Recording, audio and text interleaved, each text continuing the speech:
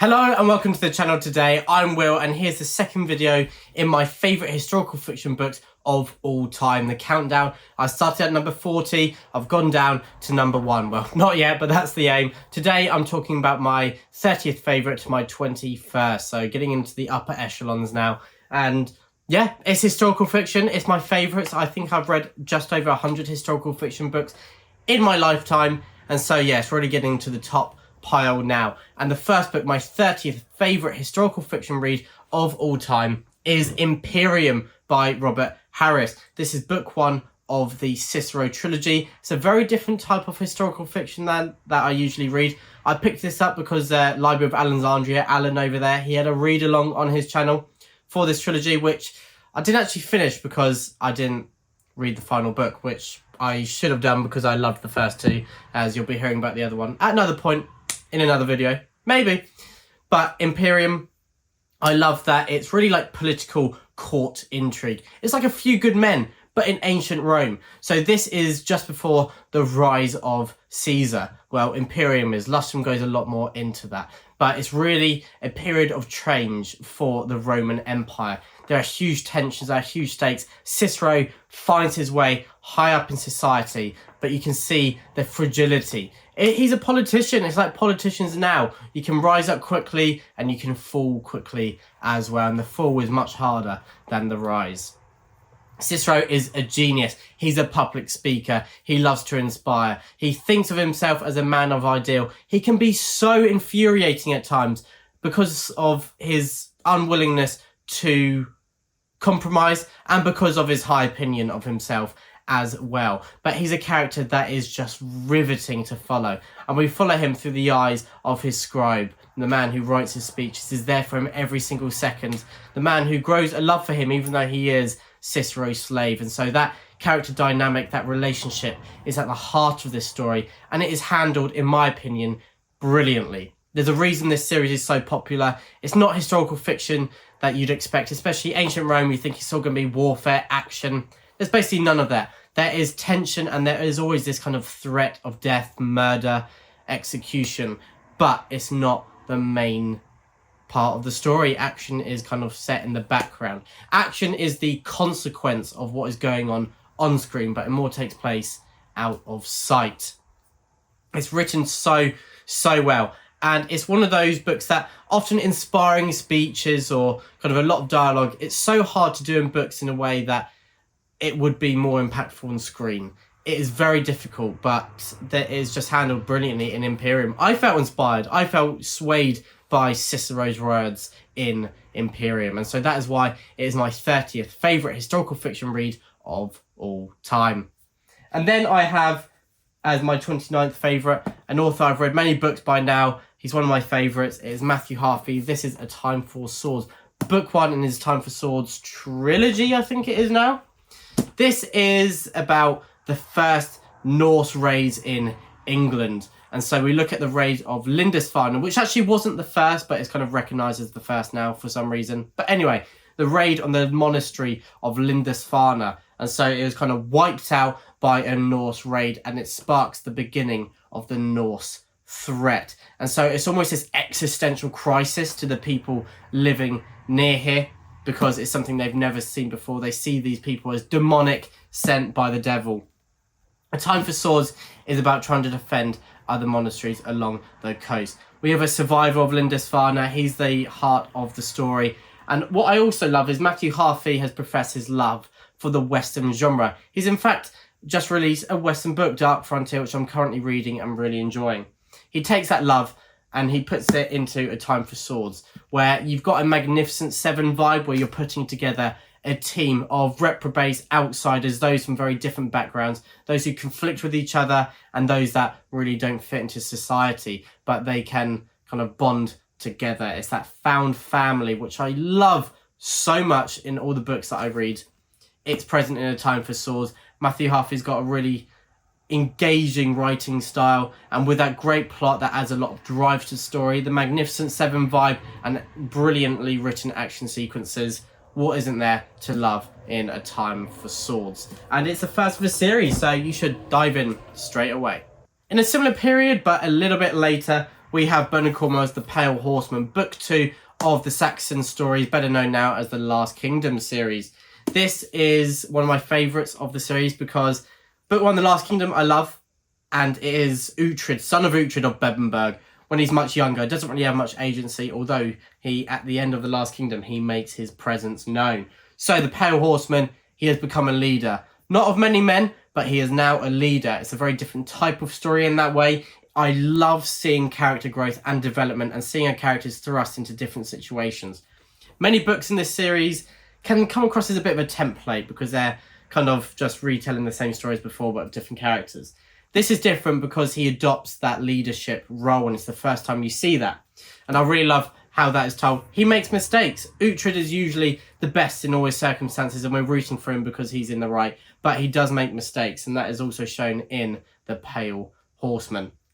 I just really loved this story and I love how each time Uhtred is he's living his own life and he's sucked beyond his own will into a greater story of the unification of Britain, which is the overarching story throughout the entire series of 13 books.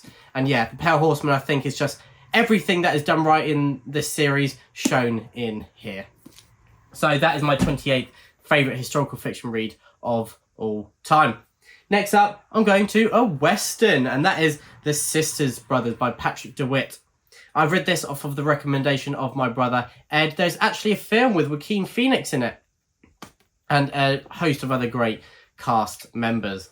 This is a very different type of Western. We're following two brothers. They have been tasked with finding a man and returning him with what he's stolen. So you'd expect kind of this classic kind of cowboy ride, hunting down a criminal. It starts a bit like that, but it's very different. This is about kind of subverting the tropes of the Western, making it feel a lot more real. You've got these brothers who, they come into constant conflict with each other. They're very different. One is quite introverted, the other extroverted. One very calm, the other not so much. But whilst they do come into so much conflict with each other, there is this amazing crafting of this sense of love that they have for one another. And you can feel it from both of them. And that is at the heart of the story. And I love how later on there are so many more subversions to what we're expecting. And there is such an emotional core to this story of the Western. As I said, it's subverting expectations. It's deconstructing much of what we expect in the Western genre. And it is a kind of disillusionment from the glory of the West of America, the land of opportunity. It's a disillusionment of that. And I just think it's so great, and I think it's the first Western I read, so it's got a bit of sentimental value there. And I believe this is an award winner. Oh no, it was shortlisted for the Booker Prize. Look at that. That is rare to see with a Western as well, and so I think that's even more testament to the skill that Patrick DeWitt has as a writer. And so, yeah, that is The Sisters Brothers, my 27th favourite historical fiction read of all time. Some more Bernard Cornwell in the 26th spot. We have The Winter King, book 1 of the Warlord Chronicles. You may be quite surprised to see The Winter King lower on the list than you thought it may be, but that's because whilst I adore the series as a whole, and you'll definitely hear me talking about book 2 and 3 of this Arthurian legend trilogy later on in the series of videos, The Winter King, I think the first 100 pages are very expositionary, so it takes a while to get into, and then the story takes off and is absolutely brilliant. But because of that original 100 pages, maybe I've been a bit critical, but I've lowered it down my list because it's not as consistent in that way. But that is no reason not to read this book. You need to read this and power on to book 2 and 3 because they are just probably one of the top 3 trilogies that I've ever read. And that begins with The Winter King. Dervahl's one of the best leading characters ever. This is one of the best endings to a book ever. It's what many that I would say, if I did a list of my, favourite part of a story each, The Winter King would still be in there. And Bernard Cornwell, this is my favourite trilogy by him, and that begins with The Winter King.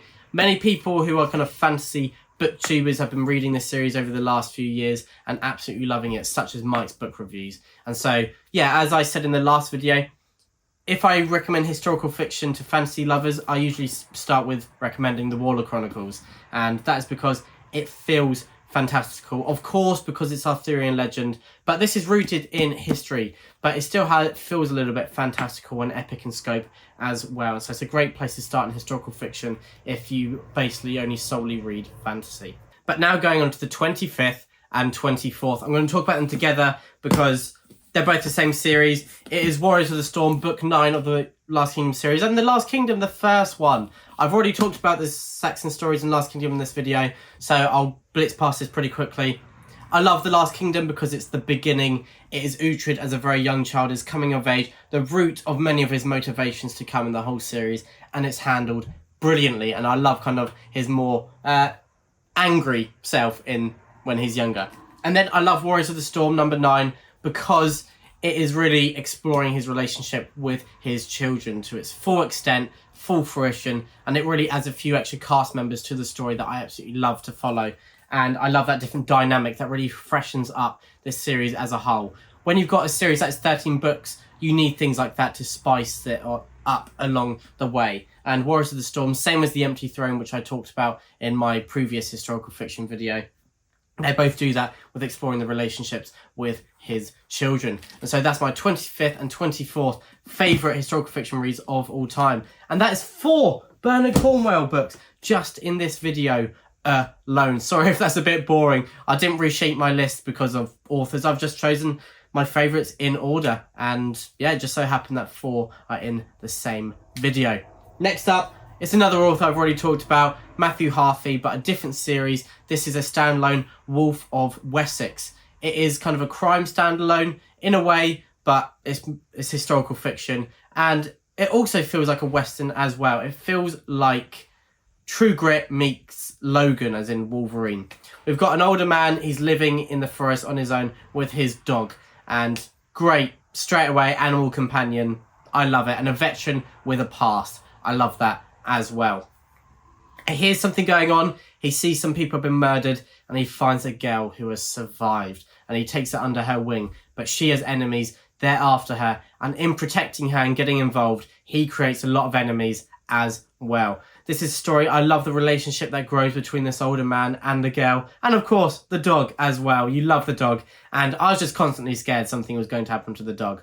Dogs are my favourite animals. I love dogs.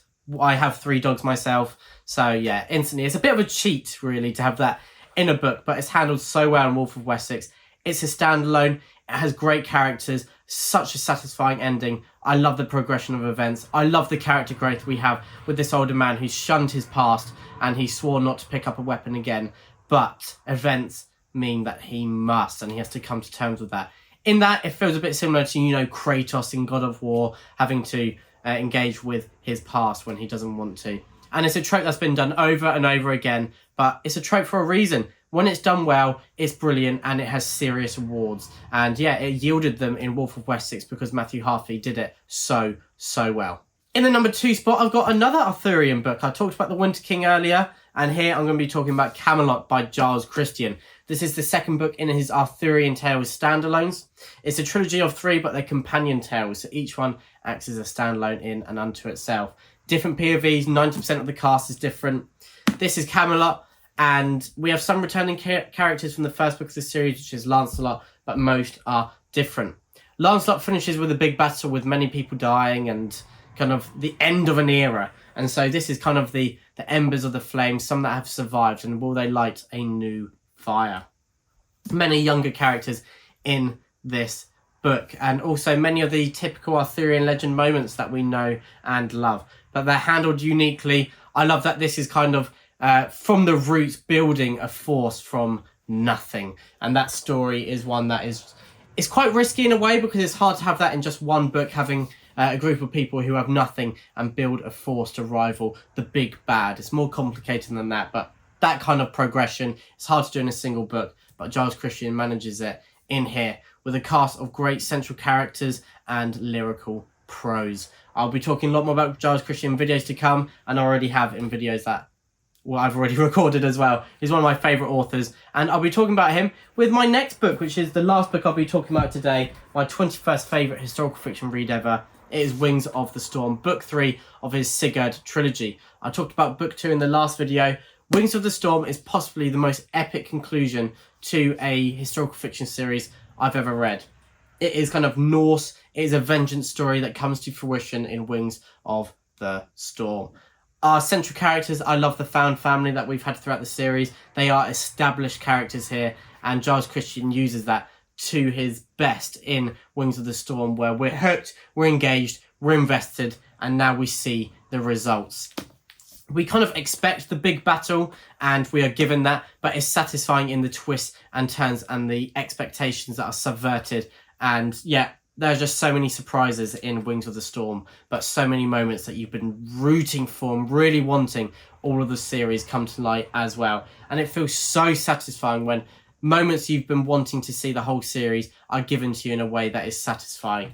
And that is just one of the best things that an author can do. And Giles Christian does it fantastically in Wings of the Storm. And so that is my 30th to 21st favourite historical fiction reads of all time. This was a bit quicker because I was talking about kind of similar authors, similar series, and the next video will be more varied. Apologies if that was a bit boring. But yeah, that is my 30th to 21st favourite historical fiction books of all time. Thank you so much for watching. Let me know if you've read any of these. What do you expect to see higher up in these videos? What are some of your favourite historical fiction reads? But as I said, thank you so much for watching and stay safe.